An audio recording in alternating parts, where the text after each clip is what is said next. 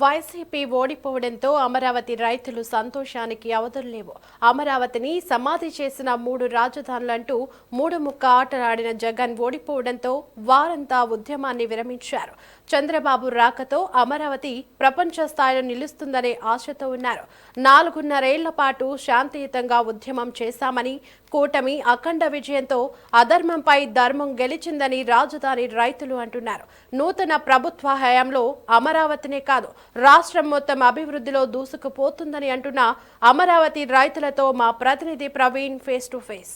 ఎన్నికల్లో కూటమి ప్రభంజనం సృష్టించింది. గత 2019లో ఏదైతే వైసీపీ పార్టీ అధికారంలో చేపట్టిందో దానికి మించి కూడా కూటమి అయితే ఒక సీట్లు అయితే కైవసం చేసుకోవడం జరిగింది. అయితే అధికారం చేపట్టినప్పటి నుంచి కూడా అంతా కూడా విధ్వంసం చేశారంటూ కూడా ఆంధ్ర రాష్ట్రంలో ఆగ్రహం అయితే యొక్క ఓట్ల రూపంలో అర్థమైంది. ప్రధానంగా అమరావతి విషయంకి వచ్చేస్తే రైతులందరూ కూడా చాలా కష్టాలు పడ్డారనేది వాస్తవంగా అయితే తెలుస్తుంది. దాదాపుగా 3 రాజధానులు అనేది పేర్కొన్న తర్వాత 4.5 సంవత్సరాల పాటు కూడా ఉద్యమాలు అయితే చేయడం జరిగింది. అన్నీ కూడా ఎక్కడెక్కడ అణిచివేత గురయ్యారు. ప్రస్తుతం అయితే అమరావతి రైతులు ఉన్నారు, ఎంతో ఆనందోత్సవంలో ఉన్నారు. కూటమి గెలుపు దృష్ట్యా వారితో మాట్లాడే ప్రయత్నం చేద్దాం. మేడం, ఇటువంటి చారిత్రాత్మక విజయం అని చెప్పవచ్చు. ఇటువంటి విజయం కైవసం చేస్తుంది కూటమి. ప్రధానంగా టీడీపీ పార్టీ కూడా, అంటే ఇక్కడ వైసీపీ పార్టీ కేవలం 11 సీట్లకే పరిమితమైంది. ఎట్లా ఫీల్ అవుతున్నారు మీరు? జై అమరావతి. చాలా సంతోషంగా ఉందండి. మాకు ఇట్లా ఫీల్ అయ్యేది ఏముందండి, ఎంత కష్టపడ్డామో ఆ కష్టానికి ప్రతిఫలం ఈరోజు దక్కిందని చాలా ఆనందంగా ఉందండి. మాకైతే రాష్ట్రంలోనే కాదు, రాష్ట్ర చరిత్రలోనే ఏనాడు లేని మెజార్టీ ఇది. దేశ చరిత్రలోనే ఇది మొదటి మెజార్టీ అండి. ఈరోజు వచ్చిన మెజార్టీ ప్రజలు ఇచ్చిన తీర్పుని ఎలాగంటే భస్మాసుడు తన చేయి తన్నెత్తినే పెట్టుకున్నాడు అన్నట్టు జగన్మోహన్ రెడ్డికి అహంకారం ఎక్కువైపోయి తన చేతిని తను నెత్తి మీద పెట్టుకొని వచ్చిన రోజు నుంచి ఎవడన్నా మంచి పనితో మొదలు పెడతాడండి, కోల్చడంతో మొదలు పెట్టాడు. ప్రజల ఆస్తి 11 కోట్లతో కట్టిన ప్రజావేదికని కోల్చడం మొదలు పెట్టాడండి. ఎవరన్నా కూలుస్తారా? అక్కడ ప్రజా వ్యతిరేకత మొదలైందండి. అది ప్రజల సొమ్ము కదా. ఒక రైతు అడిగాడు అన్నాడు. ఈ రోజు వరకు 4.5 సంవత్సరాల నుంచి అక్కడ తుక్కు కూడా తీయలేదు, పడగొట్టి అక్కడ. అది మరి ఏదో మీటింగ్లు పెట్టుకొని దేనికో దానికి వాడుకోవచ్చు కదా. ప్రజల ఆస్తి, ప్రజల సొమ్ము. ఒక వ్యక్తి మీద కక్షతో పక్కనే చంద్రబాబు ఉన్నాడని చెప్పి ఒక మానసికంగా అతను ఇబ్బంది పెట్టాలని చెప్పి ప్రజావేదికను కూల్చి ఆ తుక్కును తీయకుండా వస్తా పోతా చూసి తనే మనిషి కృషించుకుపోతాడని చెప్పి ఒక సైకోలాగా నిర్ణయం తీసుకున్నాడండి. ఆ రోజు నుంచి ఆ తర్వాత 3 రాజధానుల ప్రకటన అక్కడి నుంచి మొదలైందండి. ఎవరు కూడా భయపడి రోడ్లు ఎక్కల. ఆంధ్ర రాష్ట్రంలో కూడా ఏది చేసినా చిన్నవాడు కొత్తగా వచ్చాడు, మరి నేర్చుకుంటాడులే, అనుభవం లేదు అని చెప్పి ప్రతి ఒక్కళ్ళు ఆలోచించారు. ఆలోచించే లోపల జరగరాని నష్టాలన్నీ జరిగిపోయినాయండి. ఎవరైనా రోడ్డు ఎక్కి అడిగితే మాత్రం కేసులు, లేకపోతే పేకలు తప్పించేయడమే, చంపేయడమే, ఏదో ఒకటి రకంగా వాళ్ళని చంపేయడం, కేసు లేకుండా చేసేయటం. మొట్టమొదటిసారిగా అమరావతి రైతులే మేము ముందుకు వచ్చామండి. భయపడకుండా ధైర్యంగా, మాకు ఉద్యమాలు అలవాటు లేకపోయినా, బయటికి రాని ఆడవాళ్ళమైనా కూడా ఆస్తులు నష్టపోయి బాధలతో రోడ్డు మీద బయటకు వచ్చి దడవకుండా కూడా ధైర్యంతో, ఒక ఆత్మవిశ్వాసంతో ఎన్ని కేసులు పెట్టినా మనోధైర్యాన్ని కోల్పోకుండా మేము ముందుకొచ్చి ఆ రోజు రోడ్డెక్కి మరి మొదలుపెట్టాం. అలాగే ఇవాళ ఇంత భారీ మెజారిటీ ప్రజలు ఇచ్చారంటే ప్రతి చోట కూడా ఒక రోడ్లు వేయకుండా బాధ పెట్టాడండి. ఒక ప్రెగ్నెన్సీతో ఉన్న ఆడమనిషి హాస్పిటల్కి వెళ్ళాలంటే ఈ రోడ్ల మీద నడిస్తే ఒక 10 అడుగులు వేస్తే సరే అక్కడే గంటారు హాస్పిటల్ పని లేకుండా. ఆ రకంగా రోడ్లే లేదు. మరి యువతకు ఉద్యోగాలు ఇస్తా అన్నాడు. ఎక్కడ ఒక కంపెనీ తీసుకురాలేదండి. ఉన్న కంపెనీలన్నీ పోయినాయి. ఉద్యోగ అవకాశాలు ఎక్కడా లేకపోయినాయి. మరి పథకాలు పెట్టానని చెప్పాడు. సంక్షేమాన్ని సృష్టించకుండా పథకాలు పెట్టాడు. ఆ పథకాలు ఇవ్వలేక 100 అప్లికేషన్లు వెళ్తే 10 మందికి ఇచ్చేవాడు. మరి ఆ 10 మందికి కూడా అప్పు తీసుకొచ్చి మరి అప్పుల ఆంధ్రప్రదేశ్గా మార్చి పారేశాడు. ఆ పథకాలు కూడా ఇవ్వలేని పరిస్థితి. ఇక ప్రతి చోట ఎస్సీ ఎస్టీలు కూడా ఎంత ద్రోహం చేశాడండి. నా మేనమామన అక్క చెల్లెలు అని చెప్పి ఎస్టీలకి ఎస్టీ యాక్ట్ పెట్టి వాళ్ళకే సంఖ్యలు లేపించి కోర్టు పాలు చేశాడు. కృష్ణాపాలెంలో మరి మా దళితుల్ని. ఆ ఘనత కూడా ఈ ప్రభుత్వానికే దక్కింది. వాళ్ళ మీద కూడా కేసులు. మరి ఆ రోజు డాక్టర్ మరి సుధాకర్ మాస్క్ అడిగినందుకు ఒక పిచ్చివాడు ముద్రేసి నడి రోడ్డు మీద మరి అతను చేతులు సంఖ్యలు వెనక్కి తిప్పి సంఖ్యలు వేసి లాక్కెళ్ళి మరి ఆ రోజు తను చనిపోయే వరకు ప్రభుత్వ హత్య, అది చనిపోయే వరకు మానసికంగా హింస పెట్టారు. అలాగే అమరావతిలో 270 మంది రైతులు మరి వీడు మాట్లాడే మాటలో ప్రతిరోజు ఏదో ఒక పండగ వచ్చిందని నేను వెళ్తున్నా వైజాగ్, ఒక క్రిస్టమస్ వచ్చింది నేను వెళ్తున్నా వైజాగ్, రేపు 5వ తారీఖు వెళ్తా, రేపు 3వ తారీఖు వెళ్తా అని చెప్పాడు. అంటే ప్రతి పండగ కూడా మా జీవితాల్లో లేకుండా 5 సంవత్సరాల నుంచి ఏ పండగ చేసుకోలేదండి. ఆ రకంగా మమ్మల్ని గుణపాలతో గుండెల్లో గుచ్చి మరి రైతుల్ని ఆ రకంగా హింస పెట్టాడు. ఆ ఉసురు ఎక్కడికి పోద్దండి ఈ జగన్మోహన్ రెడ్డికి? అలాగే పేడ ఆర్టిస్టులు అని చెప్పి అమరావతిలో ఆడవాళ్ళు చీరలు కట్టుకుంటున్నారని చెప్పి, నగలేసుకుంటున్నారని చెప్పి ఎన్ని రకాలుగా మాటలు మాట్లాడారండి. ఇలా అమరావతి మహిళల్ని ఎవడైతే మాట్లాడాడో, ఎవరైతే మంత్రులు మా మీద అవహేళన చేసి అవాకులు చవాకులు వేసి ఇష్టం వచ్చినట్టు నోరు కుదరకుండా మాట్లాడారో వాళ్ళంతా ఫస్ట్ రౌండ్లోనే ముందు వరుసలోనే డిపాజిట్లు కూడా గల్లంత అయిపోయినాయండి ఈ రోజున వాళ్ళందరికీ కూడా. అలా ఎప్పుడైనా కూడా న్యాయమే గెలిచిద్దండి, ధర్మమే నిలిచిద్ది. ఈరోజు అమరావతి పోరాటంలో న్యాయం ధర్మం ఉన్నాయి కాబట్టి మా స్వార్థం లేకుండా స్వచ్ఛందంగా తాత ముత్తాతల నాటి నుంచి వచ్చిన ఆస్తుల్ని ఇవాళ రాష్ట్రం కోసం ఇచ్చాము. మాకు ఒక్క రూపాయి ఖర్చు లేకుండా మేము భూములు త్యాగం చేస్తే మమ్మల్ని ఈ రకంగా చేసి ఎంతమంది ప్రాణాలు ఉసురు పోసుకోరా అండి. ప్రభు ఏం చేశాడండి? 5 ఏళ్ళ నుంచి ఇష్టం వచ్చినట్టు ఏమన్నా ఎక్కడన్నా ఏమైనా చేశాడా? ఆ ఉసురు తగిలిందని ప్రతి ఒక్కళ్ళు ఆలోచించారు. మరి ఓట్లు వేయడానికి వచ్చి అందరూ కూడా ఎంత చక్కగా వచ్చారు. రేపు చచ్చిపోయే ముసలమ్మ కూడా ఈరోజు స్ట్రెచ్చర్ల మీద తీసుకొచ్చి ఓట్లు వేయించారండి. అంత బాగా వేశారు ప్రతి ఒక్కళ్ళు. దళితులు ఏంటండి, ఎంప్లాయీస్ ఏంటండి, ఏ వర్గమైనా ఏ కులమైనా ఏ పార్టీ అయినా కూడా ఒక తాటి మీద నడిచి ఎక్కడ రిగ్గింగ్ లేకుండా దొంగోట్లు పడకుండా ధైర్యంతో ముందడిగి దేశ చరిత్రలోనే ఎక్కడా కూడా ఇలాంటి ఎలక్షన్ జరగలేదని ఈసీనే మెచ్చుకుంది ఈరోజు. అంత బాగా ఎలక్షన్ జరిగిందండి ఇక్కడ. అంత బాగా ఓట్లు వేశారు కూడా. ప్రజలు భయపడకుండా ఎన్ని అవాంతరాలు చేసినా, మరి ఈవీఎంలు పగలగొట్టుకున్న పోలీసులు వచ్చి ఆపిన, మరి డిఎస్పీలు మరి ఎస్పీలు కూడా ఒక ఏకపక్షంగా ప్రభుత్వానికి అనుకూలంగా పనిచేసినా కూడా ఒక్క ఓటర్ మాత్రం కూడా మారకుండా తనదైన స్టైల్లో చెయ్యాలనుకున్న పని చేశాడు, దించాలనుకుంటే ఆయన దించారు. రైట్ మేడం, చెప్పండి. అత్యంత భారీ మెజారిటీతో మరి కూటమి గెలిచింది, కొత్త ప్రభుత్వం ఏర్పడుతుంది. ప్రధానంగా రాష్ట్రానికి రాజధాని అమరావతి అనే ఒక ఆకాంక్ష, ఈ యొక్క రైతుల ఒక ఆకాంక్షలు కూడా మొత్తం తీరిన అవకాశం ఉంది. ఇప్పుడు ఏం చెప్తారు? రైతులు ఫస్ట్ నుంచి కూడా ఈ ప్రభుత్వం నుంచి బాధ పెట్టినటువంటి వ్యక్తులు మేము. ఎవరినైతే ఇబ్బంది పెట్టారో ఈరోజు వాళ్ళే మమ్మల్ని ఎలాగైతే రోడ్డు మీద పెట్టాడో ఈరోజు రాష్ట్ర ప్రజలు కానీ అమరావతి రైతులు కూడా ఆయన్ని రోడ్డు మీద పెట్టాం. ఆయన్ని గద్దె దించడమే లక్ష్యంగా పనిచేశాము, అలాగే గద్దె దించాము. ఈరోజు ప్రజలు తలుచుకుంటే ఎక్కడి నుంచి ఎక్కడికి పోతారో ఇవాళ నాయకులు కూడా తెలుసుకోవాలి. జగన్మోహన్ రెడ్డి చెప్తా ఉన్నాడు నిన్న ప్రెస్ మీట్ పెట్టి, నేనేం తప్పు చేశానో, నేనేం చేశాను, నేను అన్ని అభివృద్ధి ఫలాలు అందించాను, నేను అన్ని సంక్షేమ ఫలాలు అందించాను, మరి ఎందుకు వాళ్ళ ఆప్యాయత ఏమైపోయిందో అంటున్నాడు. ఆ ఆప్యాయత ఏమైపోయిందో అని నువ్వు అంతరాత్మని ప్రశ్నించుకునేటప్పుడు అమరావతి రైతుల్ని ఎంత ఇబ్బంది పెట్టావు, అమరావతి రైతులకి ఎంత నాశనం చేశావు, అమరావతిని ఎంత నాశనం చేశావు, ఒక ఎస్సీ ఎస్టీ కులానికి సంబంధించినటువంటి డాక్టర్ని ఏంటి, మరి రమ్యానేంటి, మరి చిన్నపిల్లవాడు అని కూడా కనికరం లేకుండా మరి డ్రైవర్లతో సహా చంపించావే, మరి ఆ తప్పు నీకు తెలియలేదా? ఆ తప్పు తెలియకుండానే నేనేం పాపం చేశానని నన్ను ఓట్లు వేయలేదు, నాకు ఆప్యాయత ఏమైపోయిందో అంటున్నావు. జగన్మోహన్ రెడ్డిని నేను సూటిగా ఇదే అడుగుతున్నా. నిన్ను నువ్వు ప్రశ్నించుకొని ఏమైపోయినాయి అనుకునేటప్పుడు నువ్వు ఎంతమందికి కీడు చేశావు, నువ్వు ఎంతమందికి నష్టాన్ని చేశావు, నువ్వు ఎంతమందిని నాశనం చేశావు అనేది నువ్వు ఎందుకు అర్థం చేసుకోవట్లేదు?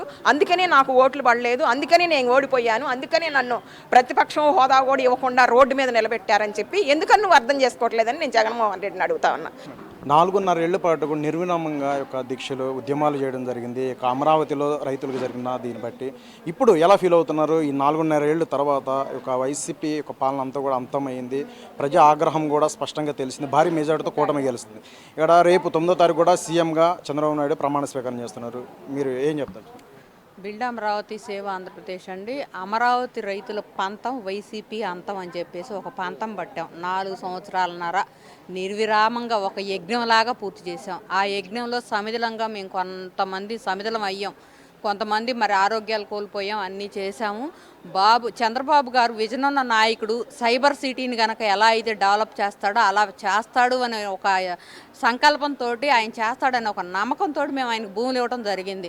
కాకపోతే ఈ మూర్ఖ ముఖ్యమంత్రి శాసనసభ సాక్షిగా మరి మేము 30,000 ఎకరాలు కావాలి, 30,000 ఎకరాలు కావాలన్నాడు. అప్పుడు ఏమనుకున్నా అంటే 30,000 ఎకరాలు కావాలనుకున్నప్పుడు ఎక్కడా భూమి పుట్టదు అనుకున్నాడు. మరి గుండెకాయ లాంటి చోట భూమి పుట్టేసరికి ఆయనకు సీత కన్ను పడింది. ఏ విధంగా అయితే ఆగం చెయ్యాలో ఆ విధంగా ఆగం చేసి ఈ రకంగా 4 సంవత్సరాల నుంచి అమరావతి రైతులు ఉసురు పోసుకున్న ప్రభుత్వం ఎలా అయితే పోయిందో చూస్తున్నాం, ప్రత్యక్షంగా చూసాము. కాకపోతే ఇప్పుడు బాబు గారు కూడా అమరావతిని పూర్తిగా డెవలప్ చేస్తాడు, విజన్ ఉన్న నాయకుడు. కేంద్రం దగ్గర కూడా నిధులు తేగల సత్తా వచ్చింది, ఇప్పుడు ప్రస్తుతానికి వచ్చింది. ఇంతకు ముందు రోజుల్లో మా మీద చేతకన్ను ఉండేది, ఇప్పుడు తేగలిగిన సత్తా అనేది ఆయన దగ్గరకు వచ్చింది. మరి అందువలన అమరావతి పూర్తిగా అభివృద్ధి చెందిద్ది. అమరావతిలో మిగులుండ భూమి ద్వారా కూడా రాష్ట్రం కూడా బాగా అభివృద్ధి చెందిద్దని ఒక నమ్మకంతో మేము ఇవాళ ఆయన్ని అత్యధిక మెజారిటీతో గెలిపించడం జరిగింది. అమరావతి రైతులు ఏ విధంగా అయితే కష్టాలు ఎన్నుకున్నారో ప్రతి ఒక్కళ్ళు అదే విధంగా ఎన్నుకున్న కష్టాలు పడ్డా కానీ ఆ కష్టాన్ని ఓర్చి ఎప్పుడైతే బాబు గారి మీద అరెస్టు అని చెప్పి ఒక ఇచ్చేశాడో ఆ అరెస్ట్ చేయడంతో ఒక 50% ఓట్లు పోతే మరి పాపం ల్యాండ్ టైటిలింగ్ యాక్ట్ అనేది ఒకటి తీసుకొచ్చి రైతులను ఎత్తిన చేయి పెట్టాలని చూశాడు. రైతులను ఎత్తిన భస్మాసుర హస్తం పెట్టాలని చూసిన ముఖ్యమంత్రికి అదే చెయ్యి తన ఎత్తిన పడి తనే భస్మం అయిపోయాడు. రైట్, ఇక్కడ తాతగారు ఉన్నారు, తాతగారితో మాట్లాడే ప్రయత్నం చేద్దాం. ఏంటి ఇప్పటికి కూటమి భారీ విజయం అయితే కైవసం చేసుకుంది. ఇక్కడ అమరావతి చాలా వరకు కూడా రైతులు చాలా నష్టపోయారు గత ప్రభుత్వంలో అంటూ కూడా చాలా ఉద్యమాలు చేయడం, నిరసనలు చేయడం, ఈ మందడంలోనే దాదాపుగా మరి 1632 రోజుల పాటు కూడా చేయడం. ఎలా అనిపిస్తుంది ఈ యొక్క రిజల్ట్ని బట్టి? మీరు ఒక రైతుకి ఎలా? మేము ఈ రాష్ట్రంలో ఈ గుంటూరు జిల్లాలో ఈ గడ్డ మీద పుడతమే మేము ఒక భగవంతుడి వరంతో పుట్టాం, ప్రతి మనిషి కూడా. పోతే ఈ భూమి చాలా పుణ్యభూమి. మాకున్న నమ్మకం, మా తాత ముత్తాతలు ఇచ్చిన భూమిని మేము 5 కోట్ల ఆంధ్రులకి మంచి జరిగిద్ది, మా పిల్లలకి భవిష్యత్తు బాగుంటుంది అనే దాంతో మేము సదుద్దేశంతో స్వచ్ఛందంగా ముందుకొచ్చి ఆనాడు చంద్రబాబు నాయుడు ముందుకొచ్చి అడిగితే మేము స్వచ్ఛందంగా భూములు ఇచ్చాం. దాంతోపాటు ఆల్ పార్టీలు అన్నీ నీతో సహా, ఆనాడు ప్రతిపక్ష నేతగా ఉండి నువ్వు నీతో సహా 30,000 ఎకరానికి తక్కువగా తీసుకోండి, కులాల మధ్య మతాల మధ్య నేను వేదాలు పెట్టదలచలేదు, ఇక్కడ పెడతావు నాకు ఇష్టమేనని నువ్వు అంత బలికినాడు. ఎస్ అన్నాడు. పదవ చేతికి వచ్చి నువ్వు ముఖ్యమంత్రి గారు అయినాక ఈ రాజధాని రైతుల మీద నువ్వు ఉక్కుపాదం మోపి మమ్మల్ని పడరాని అవస్థలు పెట్టించావు. కానీ మేము నువ్వు చేసినంత ఆగంగా మేము తయారైతే ఈ ఉద్యమం ఎన్ని రోజులు సాగదు. ఎందుకు సాగదంటే మేము ధర్మయుద్ధమే చేయదలిచాం కానీ అధర్మయుద్ధం చేయలే. 4 సంవత్సరాలన్నర 1632 రోజులు మేము చేసుకుంటానే నువ్వు ఏ రాయి వేసినా, ఏ పోలీసు లాఠీ పెట్టి కొట్టినా, తీసుకెళ్ళి జైల్లో పెట్టినా మేము శాంతి మార్గంలో ధర్మయుద్ధం చేసుకుంటూ వచ్చాం. నాయన కాలమే సమాధానం చెప్పిద్దని. నీకు ఆనాడు ఒక్క ఛాన్సు, తండ్రి చచ్చిపోయిన పిల్లగాడివని ఒక్క ఛాన్సు, నాకు ఒక్క అవకాశం ఏంటి, నేను 30 ఏళ్ళు పరిపాలిస్తాను చేస్తావని నమ్మి నీకు ఇక్కడ కూడా ఓట్లేసి నిన్ను 2 నియోజకవర్గాల్లో నేను గెలిపిస్తే నువ్వు ఏం చేసావు? ఈ ప్రజల్ని ఏం చేసావు? కానీ మమ్మల్ని చేయలేదు. రాష్ట్రంలో ఏడన్నా మంచి చేసావా? చేయలా. అమ్మఒడి అన్నావు, అయ్య బుడ్డి అన్నావు. అమ్మఒడి ఇస్తే అయ్యి బుడ్డి సరిపోయింది. వాడు పనికి బాడు, ముందు దాగి పడుకుంటాడు, సత్తాడు, రోగాలు వస్తే ఆ పనినే పోయారు. ఆ పోయినాళ్ళు అబాపూరి అయిపోయారు. నీ ముందాగి చచ్చిన వాళ్ళు ఎంతమంది చచ్చారు? ఎవరికైనా చెప్పుకోవతయిందా? ఆ ముందేమన్నా ఉపయోగపడే ముందు ఇచ్చావా? తక్కువ బ్రాండ్ ఇచ్చి ఆ బ్రాండు రేట్లు పెంచి డబ్బు పోగు చేసుకున్నావు. నిషేధం, మద్యపానం నిషేధం అన్నావు, చేసావా? ఇసుక నీ ఇష్టం వచ్చిన రేట్లకు అమ్ముకున్నావు. దానికి ఎవరిని బాగు చేశావు నువ్వు? ఎవరిని బాగు చేయలేదుగా. నీకు చెప్పాం, ప్రజావేదిక నుంచి చెప్పుకుంటూ వచ్చారు రాజధాని రైతులు, అయ్యా ఎదిగితే ఒదుగు, నీకు ఇంత అదిరిపాటు పనికిరాదు, ఎదిగే కొంది ఒదగాలి, ఒదిగితేనే కాలం డొల్లిద్ది, నువ్వు ఒదిగయ్యా అంటే మా నెత్తినెక్కి కూర్చున్నావు. పోతే మేము మనుషులం కాదా? మేము మానవ జన్మ ఎత్తలేదా? మేము దానం కాదు ధర్మం చేశాం. మేము ఈ ధర్మం మమ్మల్ని కాపాడిద్ది. మేము ఏనాటికైనా అమరావతి రైతు, ఈ భూమి ఇచ్చిన రైతే కాదు, ఈ గడ్డ మీద పుట్టినాడు అవుడు కూడా అమరవీరుడిగానే ఉంటాడు. మా ఎస్సీ ఎస్టీలు కూడా దేవుళ్ళు. మాకు ఎదురు తిరిగి వాళ్ళు పోలా, వాళ్ళకి ఎదురు తిరిగి మేము పోలా, అన్నదమ్ముల్లాగా బతికాం. మా మధ్యలో చిచ్చు పెట్టి నువ్వు నాటకం ఆడుకుంటా ఈ 4 సంవత్సరాలు నువ్వు ఎంత ఇది కొట్టుకున్నా వాళ్ళు మా మీదకి రాలా, మేము వాళ్ళ మీద పోలా, మేము కలిసి బతుకుతూనే ఉన్నాం. నువ్వు ఎంత ఆగం చేయాలో అంత ఆగం చేసావు, ఎక్కడో సాట ఎస్సీ మహారాజుని అడ్డం పెట్టి. కానీ మేము రెచ్చిపోలా, మేమేం చేయాలి? ధర్మయుద్ధం చేసామండి. జై అమరావతి, జై హో అమరావతి. రైట్. అది ఇక్కడ అమరావతి రైతులందరూ కూడా ఒక ప్రజా శ్రేయస్సు, రాష్ట్ర శ్రేయస్సు కోసమే ఈ యొక్క భూములన్నీ కూడా దానం చేశాం. కానీ వైఎస్ జగన్మోహన్ రెడ్డి సీఎంగా ప్రమాణ స్వీకారం చేసినప్పటి నుంచి, అధికారం చేపట్టి నుంచి ఈ యొక్క 3 రాజధానులు అంటూ చేసి కూడా మొత్తం కూడా అతలాకుతలం చేశారు. ఒక కేవలం అమరావతి అంటే రాజధాని విషయంలోనే కాదు, యావత్ రాష్ట్రంలో కూడా అన్ని వ్యవస్థలను నిర్వీర్యం చేస్తూ అంత విధ్వంసం చేశారు. సో దానికి సంబంధించే 2024 సార్వత్రిక ఎన్నికల్లో ఒక ప్రజా తీర్పు ఇక్కడ స్పష్టంగా తెలిసింది. ఒక ఆగ్రహంలో మొత్తం కూడా వైసీపీ పార్టీ అంతా కూడా కొట్టుకుపోయిందంటూ కూడా మరి చెప్తున్నారు. ఏదేమైనా సరే కూటమి ఘన విజయం అయితే సాధించింది.